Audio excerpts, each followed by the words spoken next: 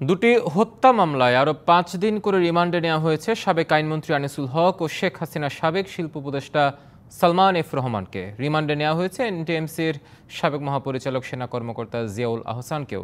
আর রাজধানীর বাড্ডা ও ভাটারা থানার আলাদা হত্যা মামলায় সাবেক মন্ত্রী ডাক্তার দীপু মনিকে ৪ দিনের রিমান্ডে নেওয়া হয়েছে।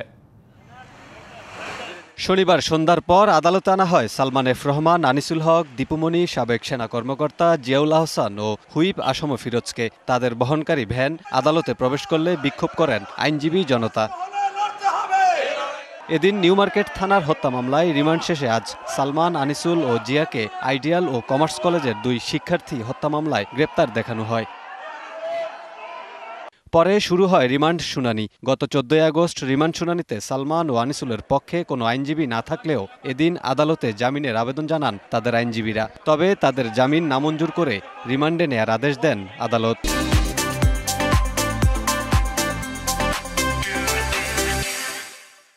ওনার বিরুদ্ধে যে সমস্ত অভিযোগ আনা হয়েছে, এই অভিযোগগুলো কোনো ক্রমেই ওইটার সাথে উনি জড়িত না এবং সম্পৃক্ত না। ইনভেস্টিগেশন এবং তদন্তে যদি কোনো বেরিয়ে আসে সম্পৃক্ত, তাহলে আমরা বলতে পারবো সে দোষী।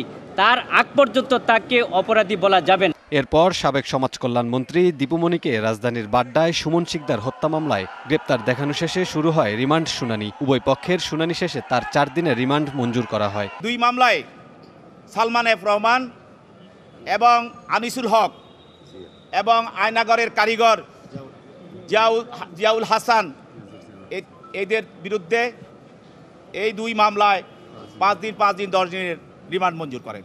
এই দীপুমনির বিরুদ্ধে ৪ দিনের রিমান্ড মঞ্জুর করেন। এদিকে রাজধানীর ভাটারা থানার অপর এক হত্যা মামলায় জাতীয় সংসদের সাবেক হুইপ আসম ফিরোজের ৭ দিনের রিমান্ড মঞ্জুর করেন আদালত। Kamrul Hasan, DBC news, Dhaka.